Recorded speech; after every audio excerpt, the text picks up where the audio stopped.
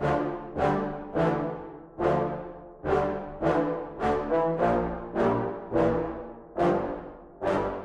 I just wanna be the greatest. Everybody knows my name, shit. I'ma have this whole fucking game list, spitting with the same wit, and I'm gonna be famous. Ain't nobody able to delay this.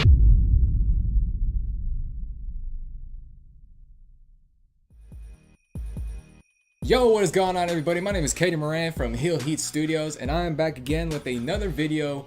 This time we are going to be discussing one of NXT's newest signings, who recently just made their NXT TV debut at this last set of NXT tapings. He is one of the best high flyers in the world, one of the most popular stars in the independent scene. He is Ricochet. Ricochet is finally in the WWE, signing to NXT, and he made his NXT TV debut during the last set of NXT TV tapings last week. He went on to defeat Fabian Archer with the 630 senton. Yes, he is bringing that move to the WWE. I am so excited, and this future is looking bright, not just for NXT, but for Ricochet.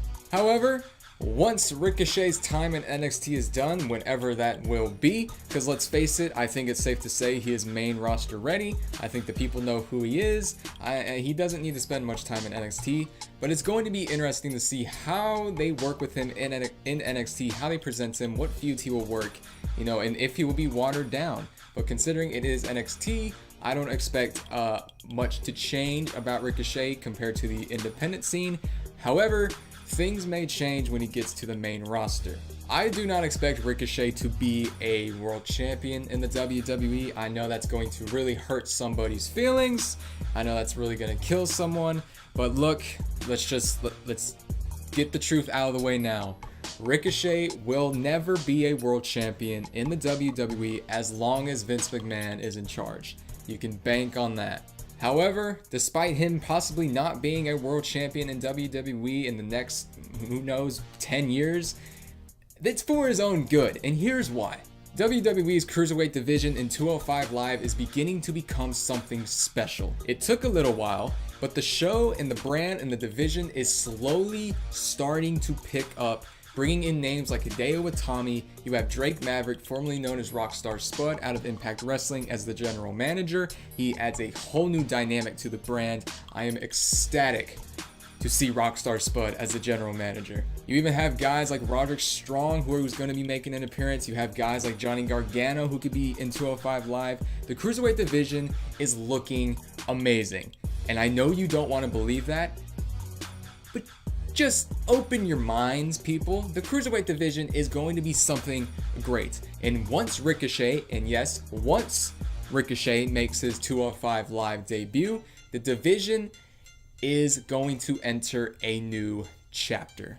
People can say Ricochet is the future of NXT. They can say he's the future of WWE, but I'm going to broaden our horizons a bit. I'm going to keep it in the realm of possibility, because in my opinion, and quite frankly, what is going to happen, or what should happen, is Ricochet is going to become the new face of 205 Live. He is going to become the Neville of 2018. After the former face of the Cruiserweight division, Enzo Amore, was released due to a sexual assault allegation, the Cruiserweight division now needs a new Cruiserweight champion, which will be crowned at WrestleMania.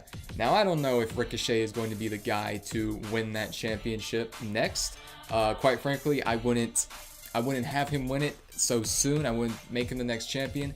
However, Ricochet in 2018 and from the future on, whenever he makes his debut, Ricochet is the future of this division. Ricochet is one of the best high flyers in the world today. His moves and his athleticism wow the crowd, despite what some individuals might think. Oh, hey, Jim.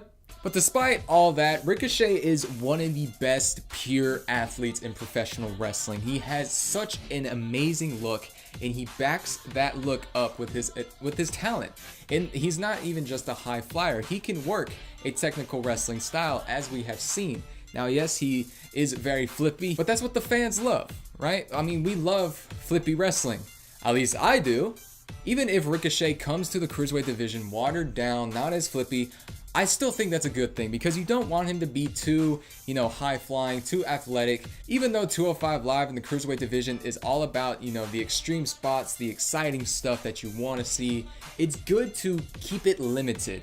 And with Ricochet, I think that is the best way to go, because if you have him go out there and you have him do all these flips and do all these neat tricks, non-selling everything, that's really going to hurt him, especially in the WWE where there is more eyes, more attention. They need to work with Ricochet on bringing down the high-flying moves. However, Ricochet is the embodiment of a cruiserweight. He is the model cruiserweight superstar, the model cruiserweight champion. And this is why I believe he's going to be the future, because he has the look, he has the size, he has the ability. And like I said before, Ricochet has the ability to work a technical wrestling style. This is what makes him so great. He is a lot like Neville. He can pull off the high flying maneuvers, the extreme spots, the moves that make the crowd go wow.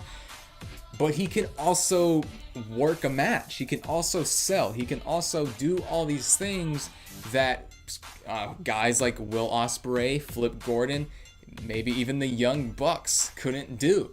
See, and the thing with Ricochet is, since he can work both styles, it really tells a story. Same as Neville. Neville, he can work this mat technical wrestling style that we are used to seeing. But when, he can tell a story with pulling off these high-risk maneuvers, keeping it limited, keeping the crowd on the edge of their seat, wanting it to happen. Neville worked that very well, and Ricochet is going to be the exact same way.